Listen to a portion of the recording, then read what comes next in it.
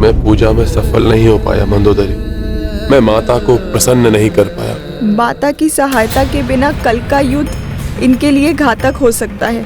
इसीलिए एक पतिव्रता नारी के रूप में अब मुझे शेष बचे प्रत्येक क्षण को इनके लिए सुखदायी बनाना है, क्योंकि कल कुछ भी हो सकता है। स्वामी, महाबली किसी की कृपा से नहीं, अपने बल से विजय प्राप्त करते हैं। मुझे पूर्ण विश्वास है आप पर, आपके बल पर।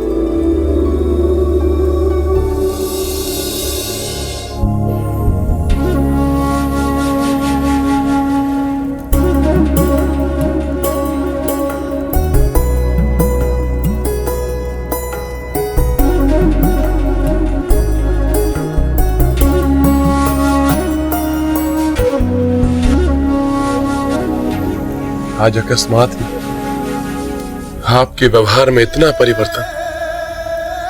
क्या ये वही मंदोदरी है सदैव मुझे प्रवचन देती रहती थी, भयभीत रहती थी सदैव मेरे लिए? मंदोदरी ने अब व्यर्थ के भय को हृदय से निकाल दिया है। एक पतिव्रता स्त्री को कैसा भय? पतिव्रत धर्म सदैव उसके सौभाग्य सिंदूर की रक्षा करता है। कोई अहित नहीं हो सकता आपका। इसीलिए अब मैं तनिक भी भयभीत नहीं हूँ। और वैसे भी तो संसार नश्वर है, जो खो दिया उसका शोक नहीं मनाऊंगी। मेरा संसार आपसे है, और जब तक मेरा संसार है जी भर के आनंद मनाऊंगी। स्वयं अपने हाथ से अपने स्वामी को युद्ध के लिए सज्जित करूंगी। प्रसन्नता एवं विजय की शुभकामनाओं के साथ भेजूंगी आपको रणभूमि में।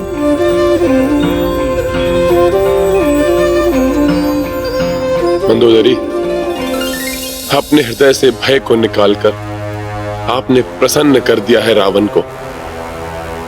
वैसे भी अभिजीत हूं मैं, विजय का पर्याय हूं मैं। आपके शौर्य से कौन परिचित नहीं है स्वामी? अनुपम योद्धा हैं आप। किंतु इन अंतरंग क्षणों में मैं युद्ध की नहीं, प्रेम एवं आनंद की बातें करना चाहती हूँ। मैं चाहती हूँ कि आप युद्ध को भूलकर मेरे सानिध्य में कुछ क्षण सुख के व्यतीत करें। अवश्य महाराज, आपका सानिध्य संबल बनेगा मेरे लिए। मैंने आपकी रुचि के व्यंजन बनवाए हैं, उनका आनंद लीजिए।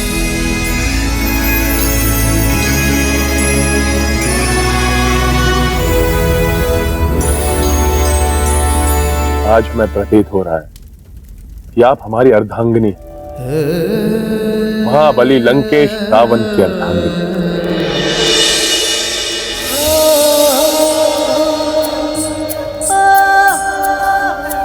आपके प्रेम भरे स्पर्श से एक रस अत्यधिक मधुर बन गया कि मेरी अंतरात्मा तक तृप्त हो गई। अब से प्रतिदिन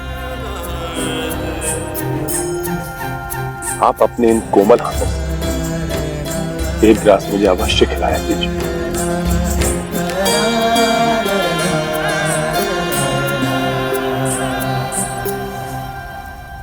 मेरे हाथों से खिलाया गया ये ग्रास ही कहीं अंतिम ग्रास ना हो।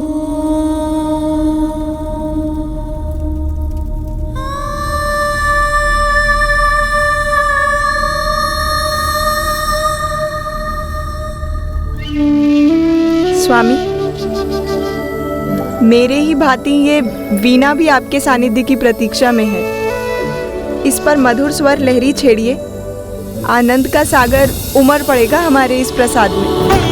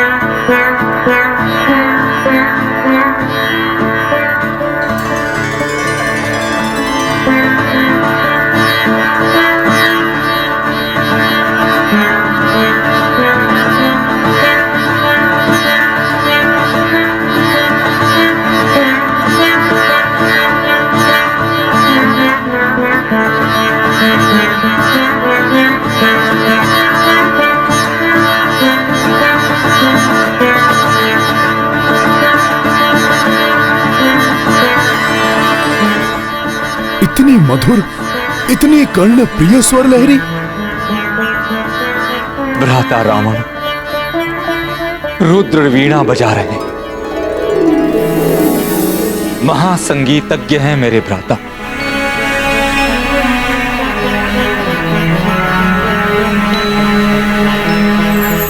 अंतर मन तक को स्पंदित कर दे, ऐसा है उनका संगीत। किंतु इतने बड़े संगीतज्ञ होकर भी वो अद्भुत है रावण का संगीत। मुरझाए पुष्प को खिला दे, दुखी का दुख भुला दे, निराश मन को उल्लास से भर दे। ऐसा दिव्य संगीत कि ईश्वर भी मोहित हो जाएं।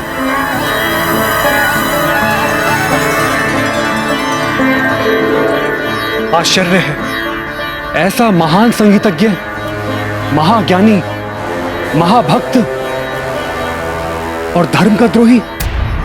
हां लक्ष्मण भैया, यदि रावण अपनी प्रतिभा का सदुपयोग करता तो समाज एवं संसार का बहुत कल्याण कर सकता था।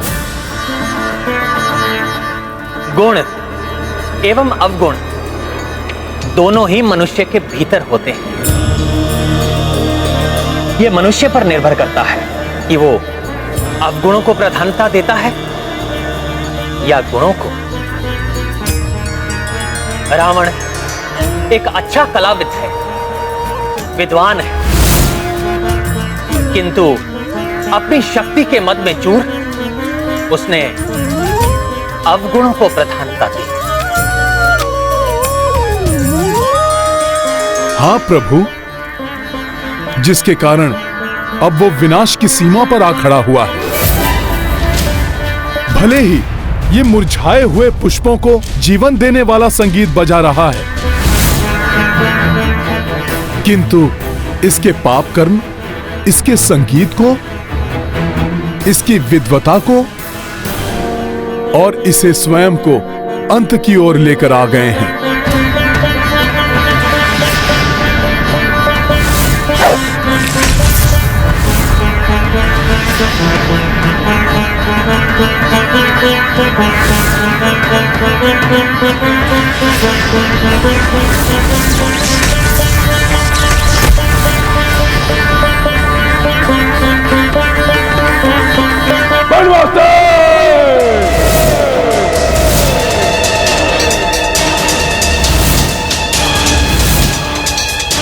पिछली बार तो तुम्हारे प्राण बच गए थे उस तुच्छ वानर के कारण, परंतु कल प्रातः काल न तुम बचोगे और तो वो तुच्छ वानर। नहीं स्वामी,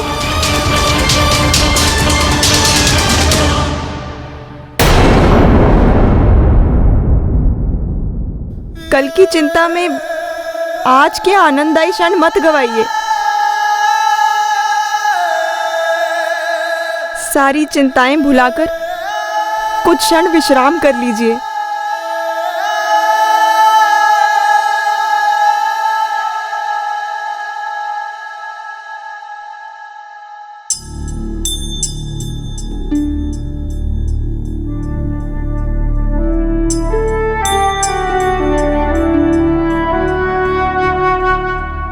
कल का दिन कदाचित ही ऐतिहासिक हो। कल युद्ध में नवीन स्फूर्ति की आवश्यकता होगी। अतः आज रात आप सब कुछ भूलकर निद्रा का आनंद लीजिए, हम दोनों के अंतरंग सानिध्य का। सो जाइए स्वामी।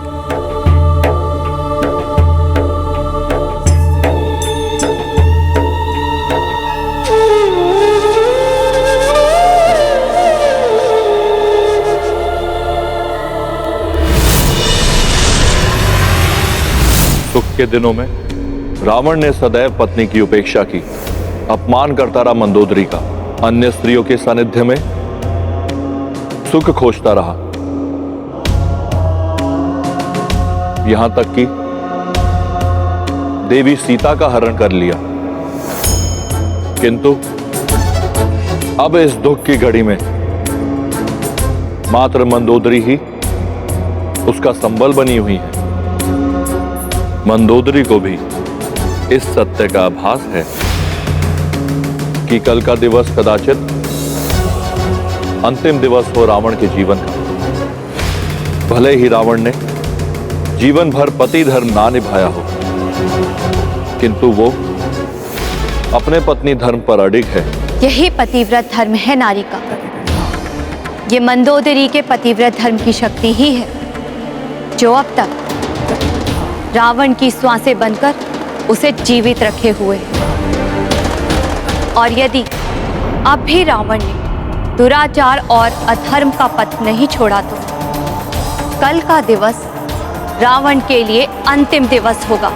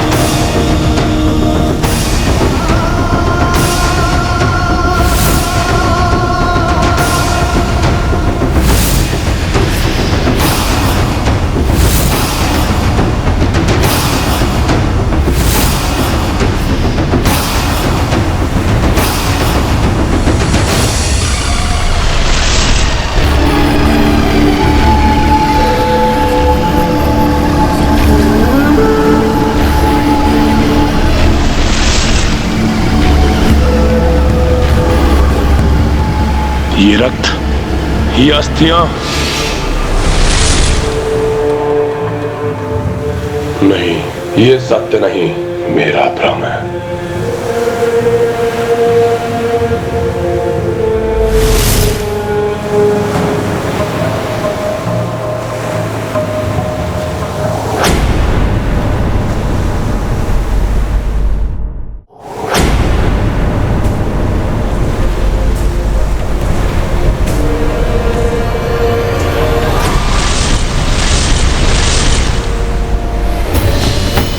कुंभकर्ण, मेघनाथ, ये सब क्या है?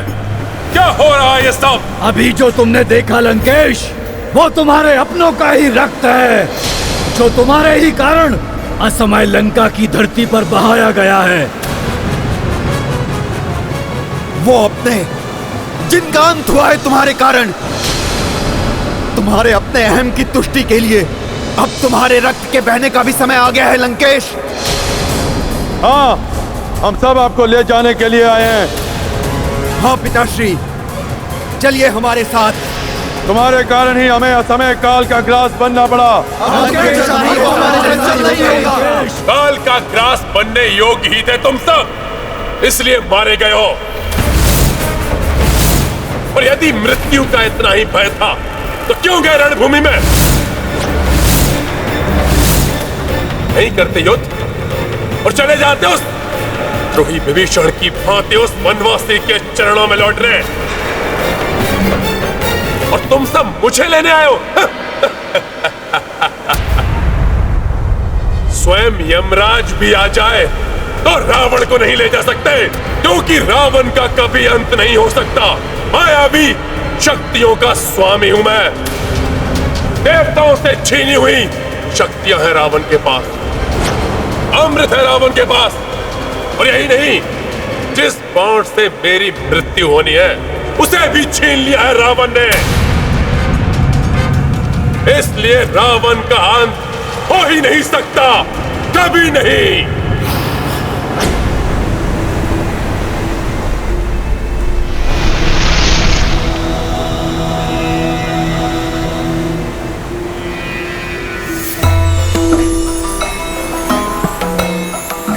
ऋषि अगस्त्य, आप?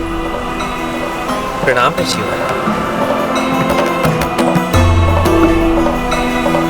कल्याण हो।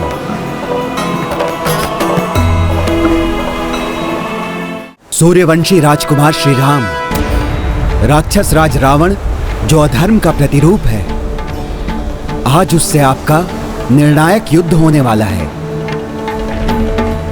अतः आज रणभूमि पर जाने से पूर्व आपको अपने इक्ष्वाकु कुल के कर्णधार भगवान आदित्य नारायण अर्थात सूर्यदेव से आशीर्वाद प्राप्त करना होगा।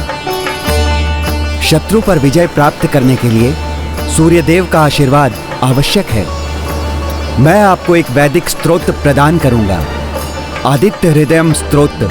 ये परम पवित्र और संपूर्ण शत्रुओं का नाश करने वाला है।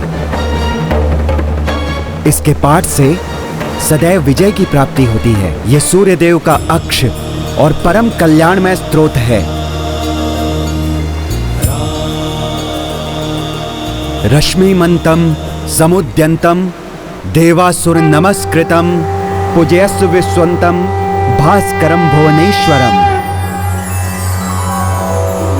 रश्मिमन्तं समुद्यन्तं देवासुर नमस्कृतं पूजयस्व विवस्वन्तं भास्करं भुवनेश्वरम्। आदित्यः सविता सूर्यः खगः पूषा गर्भास्तिमान् सुवर्ण सदृशो भानु हिरण्यरेता दिवाकरः। जयाय जयभद्राय हर्यश्वाय नमो नमः। नमो नमः सहस्रांशो आदित्याय नमो नमः।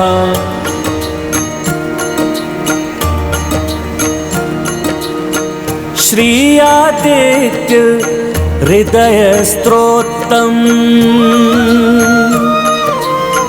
पठन करें कौशल्यानंदन।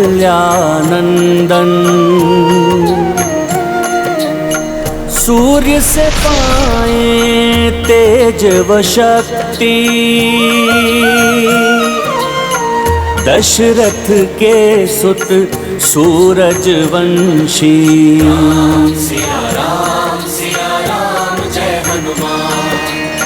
ऋषि अगस्त्य आशीष बरसाई राम सहित सेना हरसाई। इत भय पूरन राम को वंदन उत संध्या कर सको न रावण। सिया राम जय हनुमान। राम सिया राम जय हनुमान। अब देखेगा वो वनवासी और वो तुच्छ वानर कैसे रावण लंका की रणभूमि को मृत्यु भूमि बना देगा। किसी को जीवित नहीं छोड़ूंगा। अंत कर दूंगा सबका। रावण हूं मैं, रावण हूं मैं।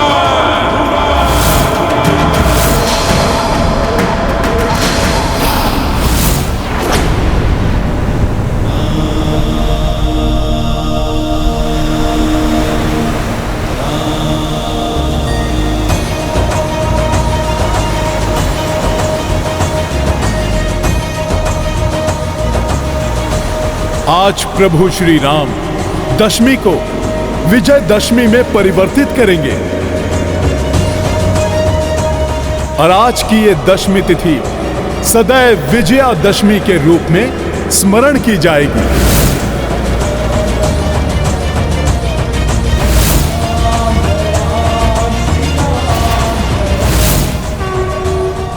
व्यक्ति का संपूर्ण ज्ञान उसके अहंकार के कारण व्यर्थ हो जाता है।